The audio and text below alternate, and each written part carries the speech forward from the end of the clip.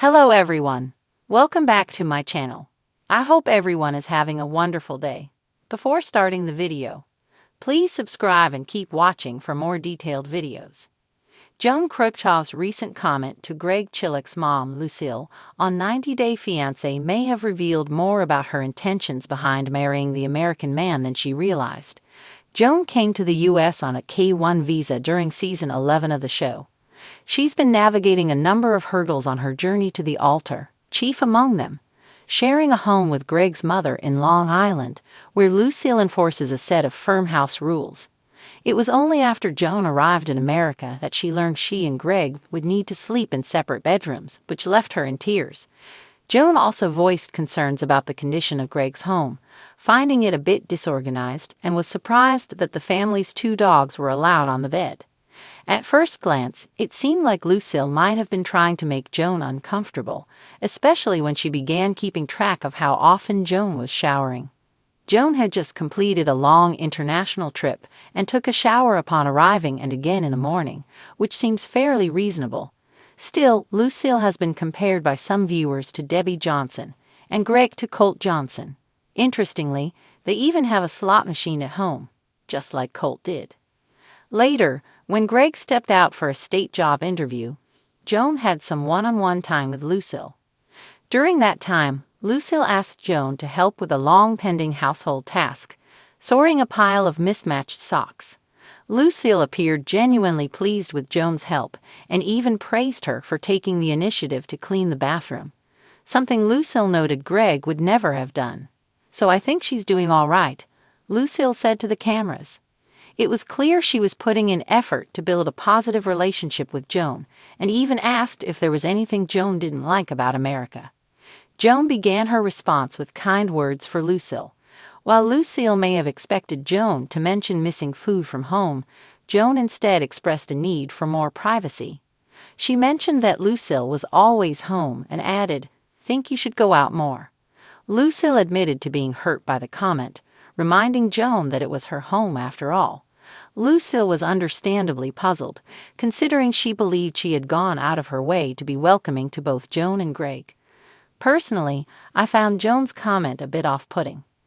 Lucille seemed to pick up on a lack of appreciation in Joan's attitude. I couldn't help but notice the sarcasm in Joan's follow-up. "It is your house, you are free to stay." That statement felt dismissive, especially considering Joan was a guest in Lucille's home. Joan made it quite clear she didn't plan to stay in the house much longer and wasn't shy about sharing that with Lucille, who, being Greg's mother, clearly knows him better than Joan does at this stage. I think some of Joan's frustrations could stem from not being fully aware of Greg's living situation or employment status before coming to the U.S. In many ways, Joan has hinted that life back in Uganda was more comfortable for her. She's clearly driven and assertive, especially when compared to Greg, who seems to lack direction and long-term planning.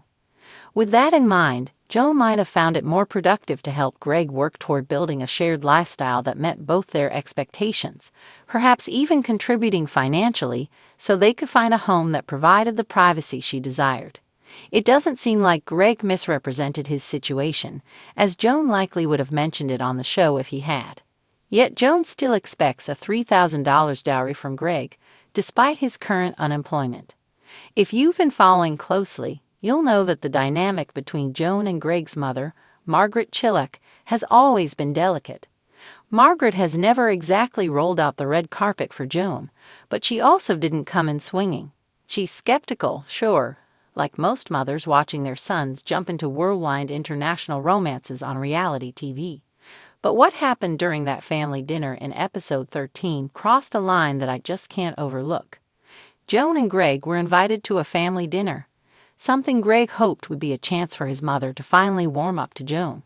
He looked nervous but hopeful, clearly trying to juggle being a supportive partner and a respectful son. Margaret had prepared a home-cooked meal and even set the table with her best dishes, signaling she was making an effort. Tension was thick but manageable, until the conversation turned to Joan's plans for the future. Margaret asked Joan, "So what do you see yourself doing here long-term?"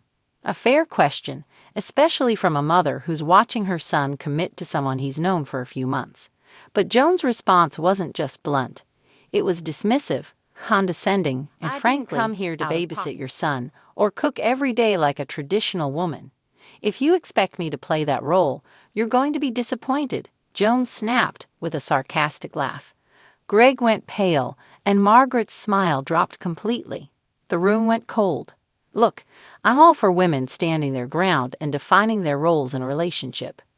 But context matters, tone matters, and respect, especially toward someone's mother, matters. What made Joan's comment feel especially jarring was the underlying contempt in her delivery. It wasn't just that she disagreed with a traditional expectation.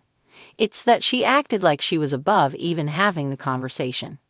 Margaret didn't attack Joan. She didn't insult her or try to dictate her life.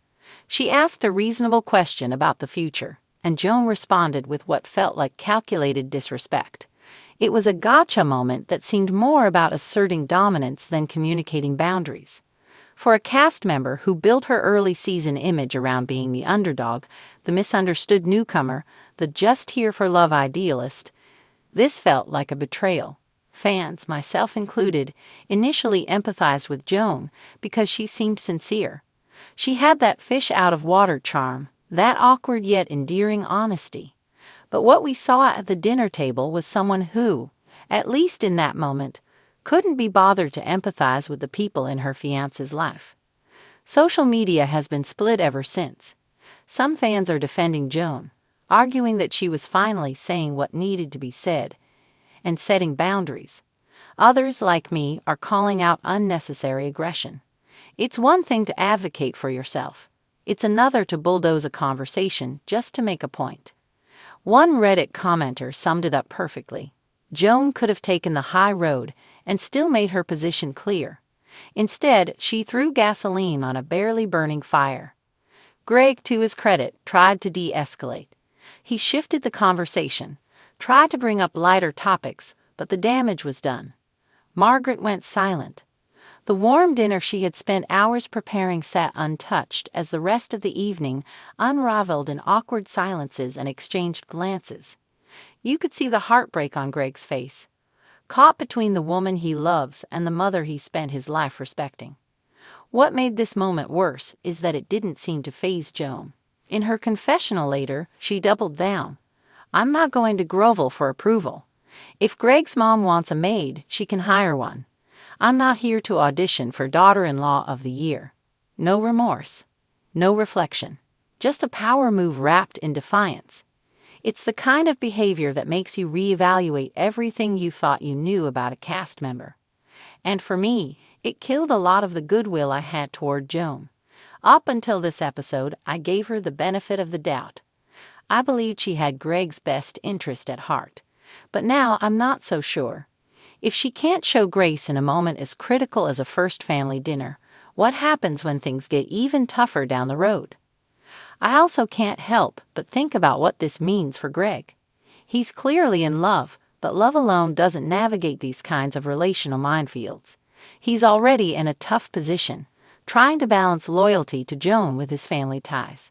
But if Joan continues to alienate the people closest to him, how long can he keep bridging that gap? It's hard enough being on a K-1 visa and dealing with the ticking clock of immigration timelines.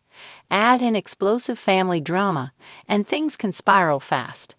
And let's not forget, the show's track record is full of couples who started out with spark and chemistry, only to crumble under the weight of incompatibility and ego. Of course, we only see edited footage. We don't get the full context or hours of behind-the-scenes conversations. Maybe Joan was at her limit. Maybe there were off-camera tensions that set the stage for her reaction. But based on what we saw, it's clear that the way she handled herself hurt more than it helped. It's disappointing, honestly. I was hoping Joan would be one of those 90-day stars who proved the critics wrong. Someone who entered the relationship with integrity, grew from the experience, and modeled healthy communication. Instead, we got a jarring reminder that even the fan favorites can fall hard. I'm not ready to say Joan and Greg are doomed. But if Joan wants to salvage her reputation and her relationship, she needs to start showing some maturity, fast. Because right now, she's not just losing fans. she's losing respect. And in a show where perception often matters just as much as love, that's a dangerous thing to lose. Come back to our channel for all your updates. Thank you for watching. Please subscribe to my channel.